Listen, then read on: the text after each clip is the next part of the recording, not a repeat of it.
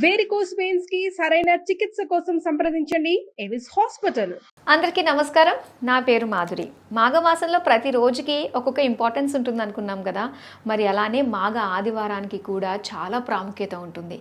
మరి ఈ మాఘ ఆదివారాల్లో మనం ఏం చేయొచ్చు, ఏ దేవీ దేవతల్ని ఆరాధించాలి, ఇలాంటి ఆసక్తికరమైన విషయాలు తెలియజేయడానికి మనతో పాటు ఉన్నారు శ్రవంతి గారు. నమస్కారం అండి. నమస్తే అమ్మా. శ్రవంతి గారు, మరి మాఘమాసం అందులో వచ్చే మాఘ ఆదివారాలకి చాలా ప్రాముఖ్యత ఉంటుంది కదండి. అసలు ఈ మాఘ ఆదివారాల రోజు మనం ఏ విధంగా నడుచుకోవాలి, ఆ రోజు చేయాల్సిన విధి విధానాలు ఏంటి అన్నది తెలియజేస్తారా? తప్పకుండా చెప్తాను.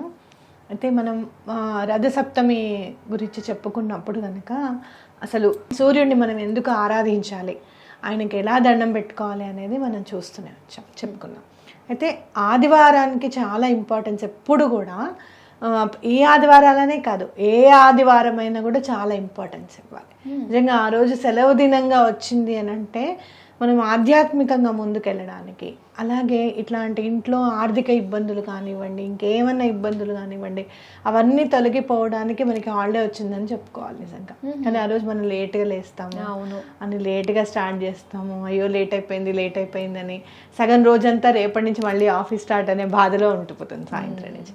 అట్లా కాకుండా పొద్దున్నే అర్ఘ్యం ఇవ్వడం, సూర్యుడికి స్నానం చేసిన తర్వాత అర్ఘ్యం ఇవ్వడం, అలాగే సూర్య నమస్కారాలు అనేది చేయడం అనేది పిల్లలకి అలవాటు చేయడం అనేది చాలా ఇంపార్టెంట్. అలాగే ఇప్పుడు ఈ మాఘపు ఆదివారం కూడా ఎందుకు ఇంపార్టెంట్ అని అంటే కనుక, మాఘము అంటే ఏంటి అని అంటే పాపము లేనిది అని అర్థం అన్నమాట. అట్లాగే ఎన్నో క్రతువులు చేసిన ఫలితం కలుగుతుంది మాఘమాసంలో చేస్తే.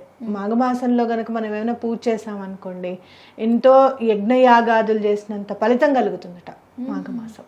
ఎందుకు అంటే ఉత్తరాయణ పుణ్యకాలం స్టార్ట్ అయిన తర్వాత మాఘమాసం మనకు వస్తుంది కాబట్టి సూర్యుడికి చాలా అత్యంత ప్రీతికరమైన మాసం అని కూడా మనం చెప్పుకోవచ్చు.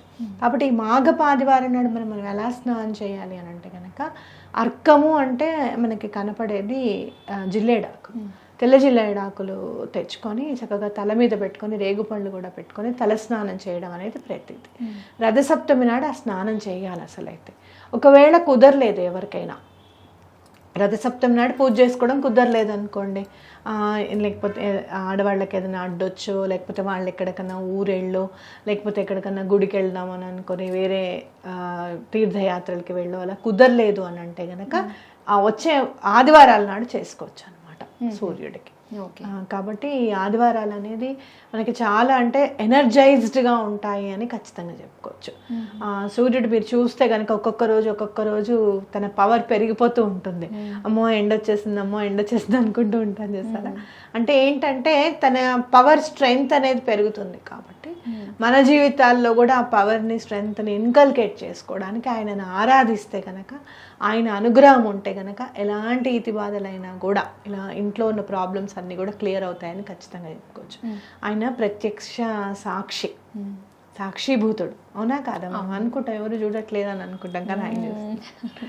కాబట్టి ఆయన ప్రతిది, ఇప్పుడు ఎవరికైనా మనం డబ్బులు ఇచ్చామనుకోండి, వాళ్ళు తిరిగి ఇవ్వట్లేదు, ఆయన తీసుకునేటప్పుడు ఎంత ఆనందంగా తీసుకున్నారో నువ్వే చూసావుగా, ఎన్నిసార్లు మనకి ఫోన్ చేశారో నువ్వే చూసావు కదా, మాకు వాళ్ళ నుంచి మాకు తిరిగి వచ్చేటట్టు చేయి స్వామి అని కూడా దండం పెట్టుకోవచ్చు సూర్యుడికి. ఎప్పుడైతే మనం ప్రకృతితో మమేకం అవుతామో, మనకున్న ఇబ్బందులన్నీ కూడా తొలగిపోయి ఆధ్యాత్మికంగా ఉన్నతి రావడానికి కూడా ప్రకృతి మనకి హెల్ప్ చేస్తుంది.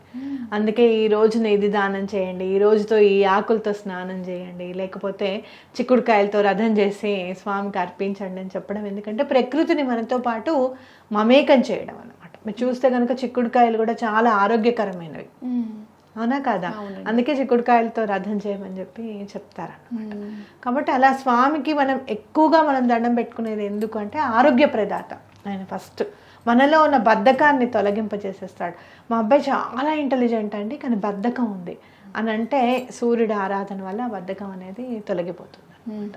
డిసిప్లిన్ అనేది అలవడుతుంది సూర్యుడికి కనుక మనం దండం పెట్టుకుంటే. కాబట్టి మాఘపు ఆదివారాలన్నీ కూడా ఒక్కొక్క ఆదివారం ఒక్కొక్క మనకి ఛాన్స్ వచ్చింది స్వామిని ఆరాధించుకోవడానికి అన్నట్టుగా చేసుకొని, అలాగే మీకు ఎవరైనా విధి విధానంగా ఇంట్లో ఎవరైనా అరుణపారాయణం చేయిస్తే కనుక కూడా చాలా మంచిది.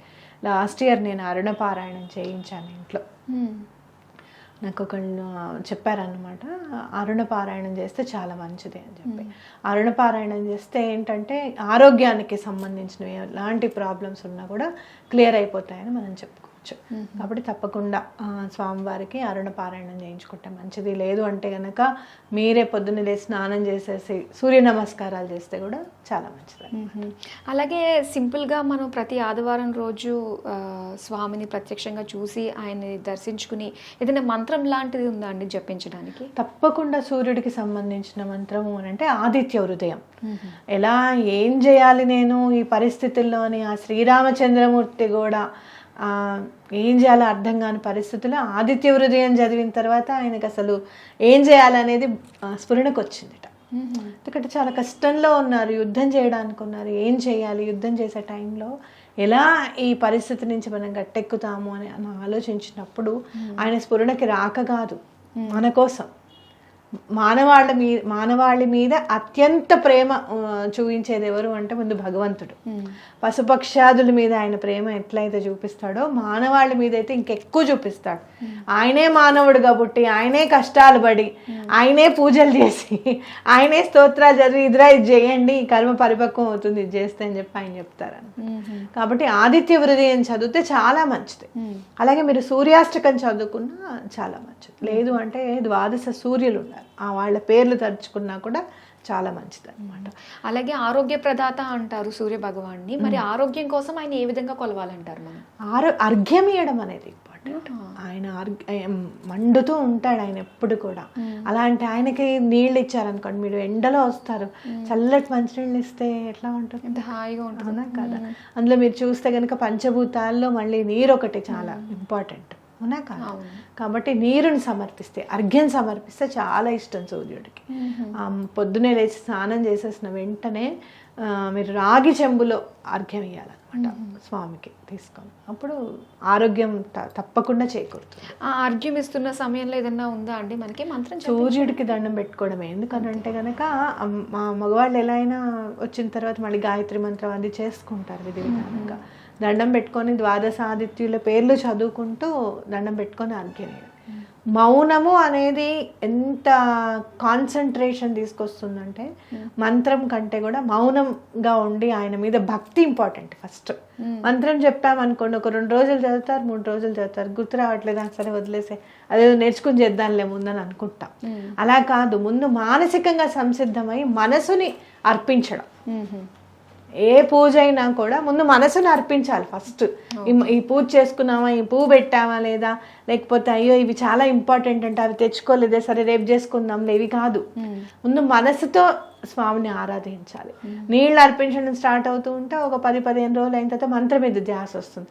అని ద్వాదశ ఆదిత్యులు కదా, పేర్లు ఏంటని అనిపిస్తుంది. మళ్ళీ తర్వాత అసలు వీళ్ళకి గుళ్ళు ఉన్నాయా అనే ఆలోచన వస్తుంది.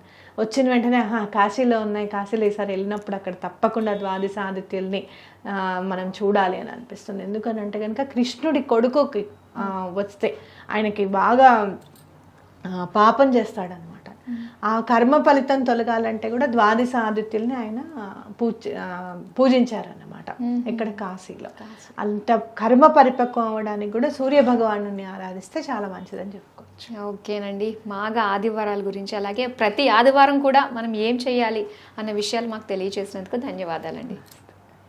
చూశారు కదా, మాఘ ఆదివారాల గురించి ఎంతో ముఖ్యమైన విషయాలు మనం మాట్లాడుకున్నాం. అవి కేవలం మాట్లాడుకోవడానికే కాదు, వాటిని ఖచ్చితంగా ఆచరణలో పెట్టినట్లయితే కూడా మనకి మంచి ఆరోగ్య అష్టైశ్వర్యాలు సిద్ధిస్తాయి. మరి ఇది వాటి కార్యక్రమం. మరో కార్యక్రమంతో మళ్ళీ మీ ముందుకు వస్తాం. అంతవరకు సెలవు, నమస్తే.